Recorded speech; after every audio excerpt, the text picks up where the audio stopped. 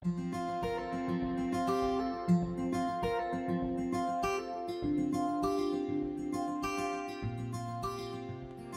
Ruel Asi, megastar, inay, at iba pa, ay ilan lang sa mga tawag natin sa kanya.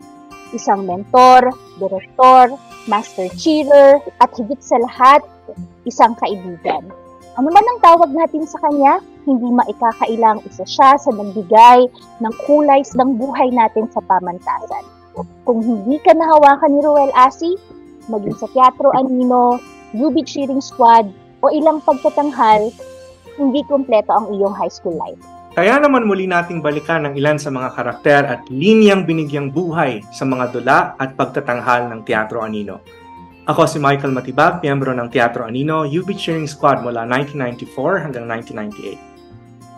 Ako naman si Denise Gutierrez Balang, miyembro ng Teatro Anino simula 1996 hanggang 2000. Ako naman po si Mark Windsor Baril, member ng Teatro Anino and Cheering Squad from 1993 to 1997. Ako naman si Cesar Ian Guzman, miyembro ng Teatro Anino at UB Cheering Squad 1994 to 1998. Ako naman si Carlo Ariondo, miyembro ng Teatro Anino at UB Cheering Squad simula 1999 to 2003. Ako naman po si Marie Flor Guerra Villarama, miyembro ng Teatro Anino at UB Cheering Squad mula 1995 hanggang 1998. Ako naman si Allen Villanueva, miyembro ng Teatro Anino at Cheering Squad mula 1998 hanggang 2000. Ako naman si April Mary Banuelos Aguilera, miyembro ng UB Cheering Squad, Teatro Anino, Western Philippine Colleges Dance Company. Ako si Rickson Menviaje, Teatro Anino, 1993 to 1997.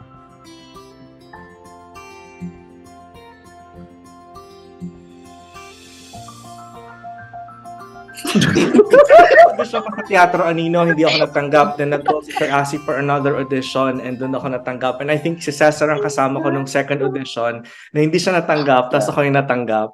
Then first role ever ko sa Teatro Anino, Taong Bayan. And then sumayaw ng Bulag Pipit Bingi. Hanggang sa natitrain na rin ako ng Sir Asi for oration. And then nung natitrain na for oration, nakita ni Sir na ang boses ko ay pang demonyo. So binigyan ako ng mga dialogue na tumatawa ng demonyo. And eventually, nung ginawa natin yung huling paalam, isa sa pinakamahirap na pinagawa ni Sir Asi sa akin, and even nun sa cheering natin, ang pinasigaw niya yung Prepare Afunte Fuego. And then may pinamemorize siya na dialogue na Spanish, na I think tanda ko pa yon, yung Nunca, Independencia para los Filipinas, no, Filipinas y Madre España. And who would have thought na nandito na rin ako sa Spain? At kung sabihin ko yun dito, magpapalakpakan ng mga Espanyol. Marami sabay-sabay sabihin. talaga yung Jose Rizal. Kasi sa huli nun, ang dulo, sabay-sabay magsasabi ng Viva! Oh! Viva España! Viva España! Tatanda ako naman, umaten tayo ng Dula-Daluyan, tatawid tayo ng Taft Avenue, galing sa UN Avenue. Sabi niya, ang babagal nating tumawid, okay, ang sinabi niya, mga tanga, liban! Oh. At isang beses pa, nung si Paolo Texto at si Cesar Guzman, naiwan yung camera, nandun na tayo sa may South Super Highway. Ang sabi ni Cesar, parang naiwan ata or naiwala ata ni Paolo yung camera. Sabi ni Paolo, Sir, kahit ako na yung magpagasolina ng bus, balikan na lang natin. Ang isa pang hindi ko makakalimutan nung nangampanya tayo ng sasakyan natin ay yung bus ng UB. Tara, Jing Pot. Yung itinataas yung yung ang init-init. Pag umulan, wala na. Ang init na sa loob. Talaga makakalimutan. Ay, Diyos ko, nung nakauwi na, ay mga tagitihin na tayo. Libagin, ay ordinary. Diyos ko, walang aircon. Nung nasa Laguna tayo, dapat yung mga garter. Tapos walang naiwan ng garter. Super brilliant ng mind ni Sir Asi. As in, sa halip na mag-panic siya, ang ginawa niya is ganito, tawagin lahat ng mga girls. Pumunta lahat ng mga girls. Sabi ni Sir Asi, girls, labas ang mga panty nyo. Tapos, ang ginamit na garter ng pom-poms namin kaya nanalo sa Straa ay garter ng panty ng mga girls. Brilliant mind. Ang una ko kagad role is starring role agad eh. Kasi alam niyo naman, favorite kami ni Wow! Emily. Sir, alam niyo yan. Cupid and Psyche kaagad. So, meron akong ka-love. Sino bang partner ko noon? Si Ed. Eduardo Antenor. Tapos meron agad kaming love scene. Second year high school. Second year high school, yung mga love scene na yung mga gagawin sa mukha. Yung mga diring-diri kami ni Ed sa isa't isa dahil mag-best friend kami.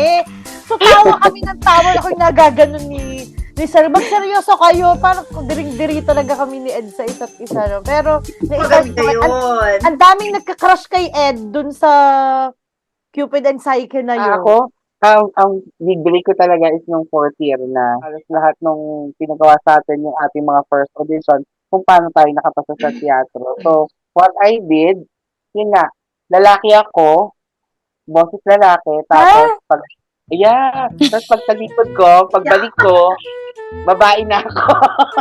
May belo ka. May belo. Oo, nakabelo ako. Kasi ako yung si Magdalena, kasi pok-pok ako. Ang sarap Diba? ng tone. Tapos sumayaw ako. Nag-split ka. Nag-split ako, nag-tiptoe ako na ballet dancer, na naka-boots ako. So, ako lang ang nakagawa nun talaga. So, Wait lang, speaking of pok-pok na role, isa siguro sa pinakamahirap na naging role ni Song at ito yung binigay sa talagang challenge ni Sir Asi nung binigyan ka ng role na ligaya. Actually, bago yon, ang unang role ko din Seryoso. ay rape victim. Si Kuya Oh my God, Kuya Pasi yan, di ba? Kuya Pasi. Ang mga rapist ng Oo, Anino. Sige, parang di si Rolando. Ay, oo No, nga. sa ligaya Si yun. Rolando, si Sa Rolando. ligaya yun, sa ligaya yata. Kaya, anak Denise, ay nararamdaman ko rin yun. Yung unang, ay dalawa. Not one, but two. Pero ngayon, wala na si Ligaya. Kinain ko na. Ang ganda naman talaga ni Ligaya dati. Diyos ko, talagang super alindog ni Ligaya. Super Oo, Lex, pero- super Shutaw, super Kylie Minogue. Tapos si Sir, pag mahaba ang damit, papapalitan niya. Gusto niya mas maikli. Pero, ano naman, masaya naman dahil support naman kayo. Hindi naman yun, alam mo yun, hindi ka maiilang sa kahit anong role kasi. Isang linya naman dyan from Ligaya. Actually, hindi ko na nga maalala. Ano ba yan? Napaalala ko sa'yo. Legal. Ha? Sige. Kanya-kanyang kuha ng Ligaya. sagwan at hila Ayun. ng salbabida. Ayan. Ligaya. Brilliant si Sir Asi Ligaya. magbigay ng linya. Si Oo. Sir kapag gumagawa ng play, wala siyang script. On the spot, ibibigay sa iyo yung linya. And ewan ko kung bakit ako nakaka-memorize ng linya ni Song. Oo. Totoo kasi parang feeling ko. Yon. Sample. Ano yan? Ligaya ang itawag mo sa akin. Kanya-kanyang kuha ng sagwan. Kanya-kanyang hila ng salbabida. Sa bayos. Yan. Ang role ko agad ay laging si Gabriel, mga role ni Rico yan. Tapos kalapin ko si Denise, habang ang gusto Oh kong my role gosh! talaga ay kay John Marina Alan. Yung mga tama ka, Bia. Ano sige, Claudine. Nagkakalab team ba tayo, Carlo? Hindi ko na maalala. Oo, sa Andiat ang Leon tayo. Ayun. oo. Hoy, college Tapos yun ang ha. naalala kong linya ko doon ay yung hayaan mo, Via, sasamahan kitang tuklasin kung nasaan ang tiririt ng Ibong Adardo. Oh my God. Ivo Pero- Adarna, ginamit natin yan for Kalaka Outreach. Halaka. Darlo, kaya ka. Sir Asi, bright. Bright talaga siya. Perfect. Pero may mga lapses din siya. Yung duladalo yan. Sino yung host ng Go Bingo? Arnel Ignacio. ang kumakain doon sa Triple V, Early si Early Ignacio. Ignacio. Lumapit siya. Sinama niya kami. Hirehila kami. Huy, mag-hi tayo kay Arnel Ignacio. Arnel Ignacio to. Nag-hi siya kay Earl Ignacio. Sabi niya, Hoy, Arnel! Nanonood kayo ng Go Bingo. Sabi naman ni Earl, Sir, hindi po ako yun. Ay, hindi ka ikaw. Okay, bye. Actually, wala akong maalala ng line. Ang tagal na. Okay, Pero next. yun na. Ganon. Hindi, next. Pero ang nasalbihan kong nun is Ibong Adarlo at saka yung Mula sa Puso. Yun yata yung unang role Mula sa Puso. ko before. Oo, pero ang tagal na kasi wala na akong maalalang role. Pero ang sinasabi kanina ni Denise, hindi ko alam kung saan part yun, yung Juana Pai. Yun yata yun, pero hindi ko na talaga maalala And yun. since pinag-uusapan natin yung mga Ito, Budok. adaptation na ginagawa ni Sir, like yung Mula sa Puso, tapos yung Ibong Adarna, isa rin sa hindi natin makakalimutan na piyesa na ginawa ni Sir Asi. And first time na nagkaroon ng live dubbing ay yung Maria Mercedes, na ang nagda-dub is si Ate Badet. Saka Ate si Badet na Annalyn. merong 7 or 8 voices na sa kanya talaga lahat. Siya lang. And syempre, at ang pinaka-famous na kontrabida ng Maria Mercedes. Malvina. Magtigil ka digna. Pero mama, Siya din, boses din niya. nakakatuwa. Siya pa din si Malvina. Okay. Dapat ang bags, pag pinaano pag iliit siya, dapat siyempre. Oo. Ngayon, papagayin yun. Papagayin yung bags sa akin. Papagayin yun ang aking, ang hagi sa akin. Ay, punong-puno ng tao doon sa harap. Ngayon, itong mga taong walang hiyak. Or kasi may isang incident din tayo sa Fort Santiago, same, dula-daluyan na nabangasan din, na hindi rin naka-recover from the bangas. Yung naka-jacket dyan.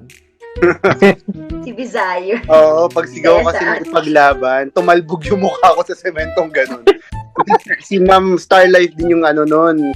Nakakita, sabi niya, may dugo ka, may mga buhangin ako dito. Hoy, pag Pero kayo talagang- ni Cesar, talaga ang mga tao, palakpakan ang totoo. Actually, hindi ko alam. Kaya namura nga din ako na sa Rasi dahil yung sa Jose Rizal naman na sa halip na seryoso ay nakatawa ako, wag daw akong tumawa. Sabi, hindi naman ako natawa.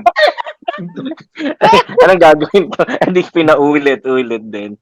Tapos yun, kasi di ba nagkaroon ng casino, simula yata si Michael Agapito, tapos naging si Cesar de Guzman, si Kuya Ian, tapos ay yun, pero may Wow, na kuya talaga. si Kuya Ian, si Cesar, tapos yun yung mga naalala ko na casting dun sa teatro. Ano naman ni Sir? Isa sa hindi nating malilimutang piyesa ay ang sabayang pagbigkas na naglunsad sa ating mga miyembro na makapagtanghal sa Raha Sulaiman Theater sa Fort Santiago para sa dula-daluyan. Ito rin ang nagbigay parangal sa Teatro Anino sa pagsali natin sa rehiyong patimpalak ng sabayang pagbigkas. At bilang pasasalamat sa lahat ng naituro ni Dr. Ruel Asi, narito ang isang adaptasyon ng Huling Paalam. Paalam na, guro naming minamahal, direktor at mentor sa Silid-Aralan. Tunay na kaibigan sa labas ng pamantasan, Sir Asi, paalam na. Inihahandog namin ng ganap na tuwa sa'yo, yaring tagumpay, bunga ng iyong pagtsatsaga. Sa kumpas ng iyong mga kamay, hiyaw na rinig hanggang sa labas ng Katapang Hall. Bato, palo, paulit-ulit. Ito may masakit, nooy hindi maintindihan, subalit ngayon ay lahat ay nagkaroon ng kabuluhan. Dampi ng iyong hampas, katumbas ay pag-aruga. Hiyaw mong pagkalakas ay ang bigkas ng iyong pag-aalala. Ilang ensayo, ilang pagtatanghal, kabilang na rin ang mga rally sa eleksyon, mamahaling kainan na ikaw ang unang nagparanas, kami iyong isinama, kami iyong binantayan. Sa lahat ng tropeyo, sa lahat ng patimpalak, isang guro na tulad mo ang nag-iisa. Sa ilan mang pagkatalo, sa ilan mang di pagkakaunawaan, isang kaibigan na tulad mo ang aming sandalan. Paalam na, Sir Asi, mahirap sambitin, hindi madaling tanggapin, ngunit pagod mong kataway kailangan ng humimbing. Ito man ang huli naming pagtatanghal, habang buhay naming bitbit ang iyong mga aral. Paalam na.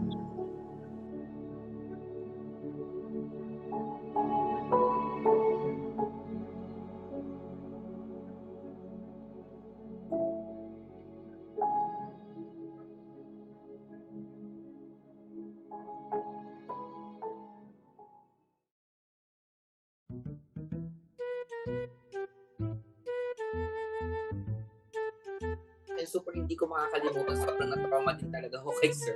Hindi nyo pa alam to, feeling ko hindi ko pa nakakwenta sa inyo.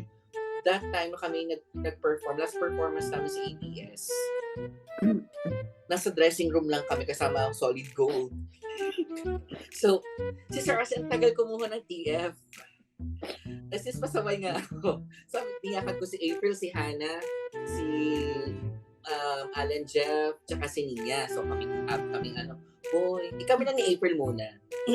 Sabi kay Mars, gusto ko makakita ng mga artista. Tayo pa-picture. Tapos kami nagpunta na doon. Paano, syempre, naka-makeup, di ba? Favorite ni Sir Asi, yung pulang-pulang labi. Tapos kulay blue ang eyeshadow. So, putok na putok ang mga makeup, ang blush on din. So, kami ni April. Nakita ngayon kami ng tatlo. So, uy, pasama kami. Tapos kami naglakad-lakad. Nakita ngayon kami ng executive producer ng Chris TV. Sabi kayo, halika kayo naka-makeup na kayo dito kayo sa likod ng ni Chris Aquino. Dahil nga naman sobrang putok na putok ang eyeshadow. Tapos, ay aalis na kami. Nakuha na ni Sir ang TF. Sabi kayo, nagte-text na sa amin, huy, aalis na, ganyan. Tawag ng tawag. Ngayon, bawal, di ba? Pagka nagro-rolling ang nandun na si Chris. Kinakancel namin, kaya naiiyak mo. Tapos, nakita na lang namin si Sir sa likod ng cameraman, sabi, ganit na ganit si Sir.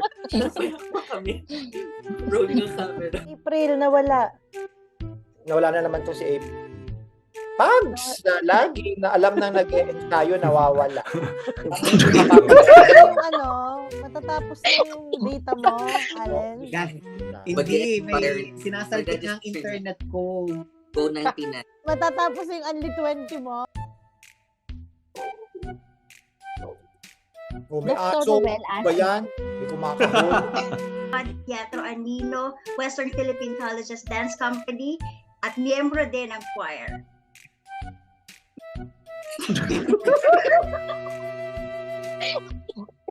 Ang dami ng mga affiliation. Sabi, sige, baka magtampo na si Rosauro. Ito kayo para kay Sir Asi.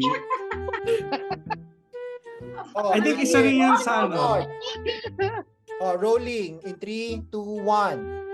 Teka, wait. Ano to? Isa sa hindi natin malilimutan pyesa, yun ba? Hindi.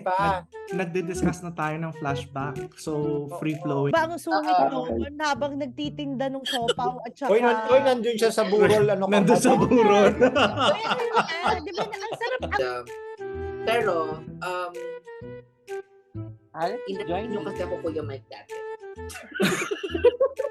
Sabi ko na ilalabas tong hinakit niya. Hinapin niyo ako. Kaya yun, binash ko talaga kayo sa notebook ni Ate Denise. Hindi ka sanay mag-hearing online? Ha? Sanay naman ako mag-hearing online. O kaya nga, ba't ka nakamute ka marunong mag-zoom? O, si Allen muna ang Naiginanan niya sa basura, pero hindi ko kinain, pero siya pa rin yung kumain. Grabe niya yung mic. Hindi ko No. Sa amin nagsimula yung pendulum sa batch namin. Kasama na namin yata noon. Pero hindi niyo magawa ang domino. At kami lang ang nakagawa ng domino nang nakatayo. Yes. Nagawa. April, hindi mo pattern. Oo. Bakit ang ginalaw mo na magsalita? Ha? Ano ito? May tarahan ka sa akin? Ganun lagi yung sinasabi niya. So, pinatunayan namin na mas magaling yung batch namin. Excuse me. Mas magaling kami. Mark! Battle of the Batches naman pala ito. Natin yung marami talagang naging success. Katulad ni Paul. Kulang ng pool. Naging successful. Wala ng hulapi. Kulang ng hulapin. Katulad ni Napapagalitan ka ni ano, Binibini. tayong mga kasamahan na naging Mahirapan ka. Mahirapan ka. Mahirapan na ako. Basta Naging success. Yun na lang. Successful. Wait lang. Putang ina, pinagpawisan ako. Wait lang. Sa UB ba talaga si Allen? Charot. Feeling ko hindi ka success. Feeling ko hindi ka success. Pool.